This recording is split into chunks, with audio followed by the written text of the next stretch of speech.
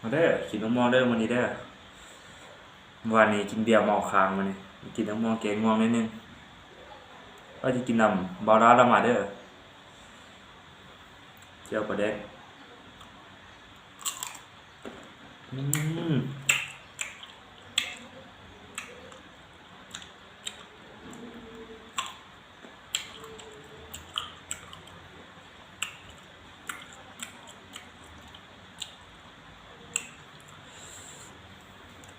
กินน้ำมองกับเจียวปลาแดกปลาแดกปลาหน่อยเนาะ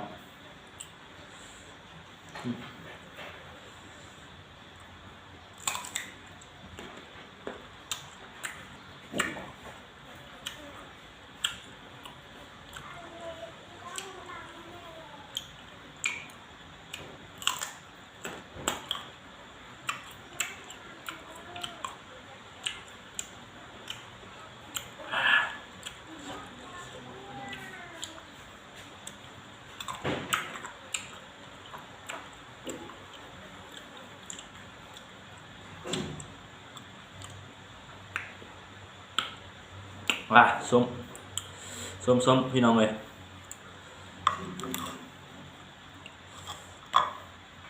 แต่ว่ากรอบดีอยู่มะม่วงเนี่ยสดๆเลยเนี่ยเอามาจากต้นเลยนี่เนาะคำใหญ่ๆเลย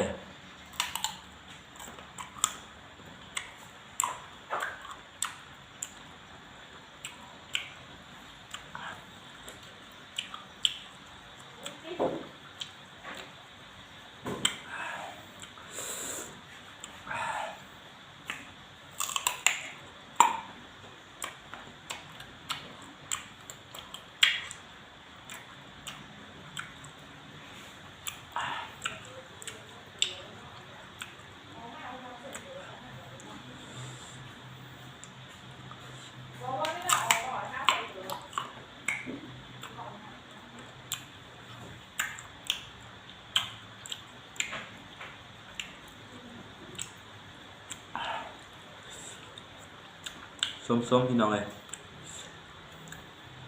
แห้งกินแห้งสมเลย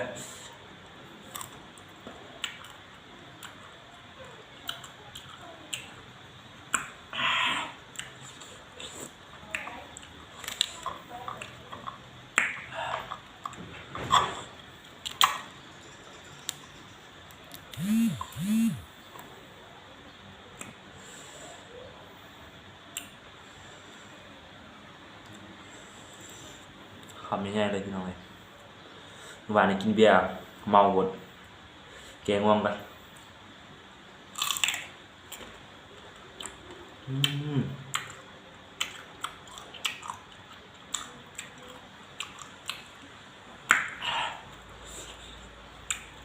แซ่บปรุงเองกับมือเลยเจ้าเนี่ยตำเองกับมือเลย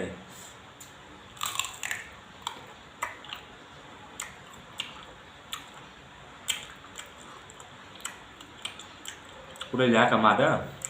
เวลากินผู้เดียวนี่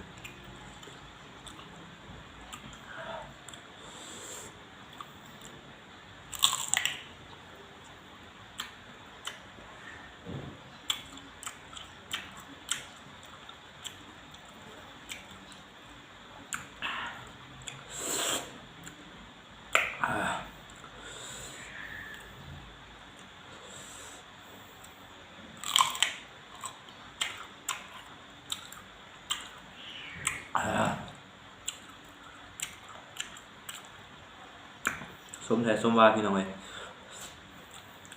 อากาศกระหอนนอนตื่นมาฮ้อนก็เลยห้ามักส้มกิน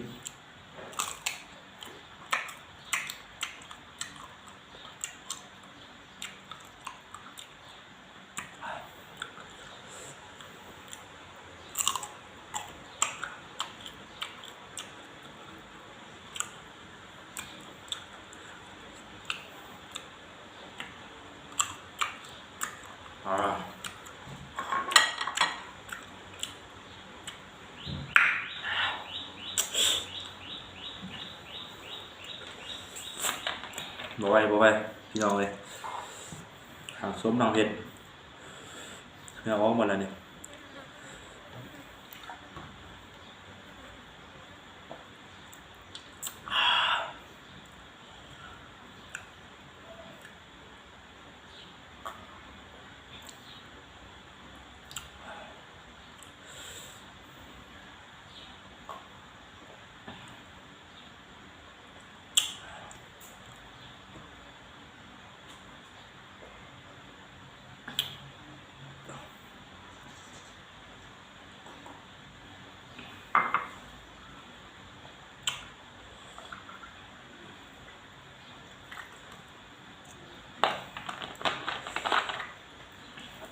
เนื้อออกเล็กน้อยหางฮอนน้องเห็ดมันนี่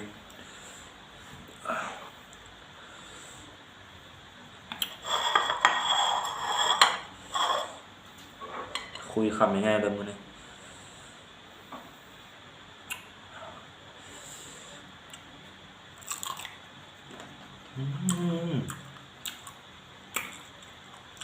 แซ่บขนาดพี่น้องเลย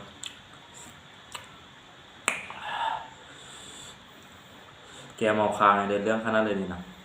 คืนนี้กินเบียร์ไล่หมดเมาห้ากับฟืนแหละ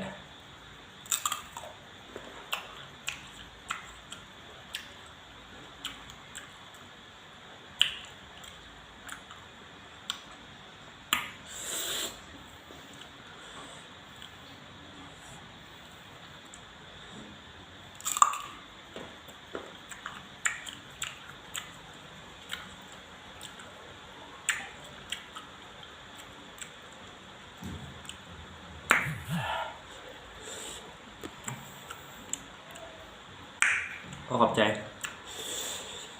มื้อหน้าบอลลัสสิมาเฮ็ดคลิปกินมะม่วงหยุดตัวเลยมื้อหน้านะ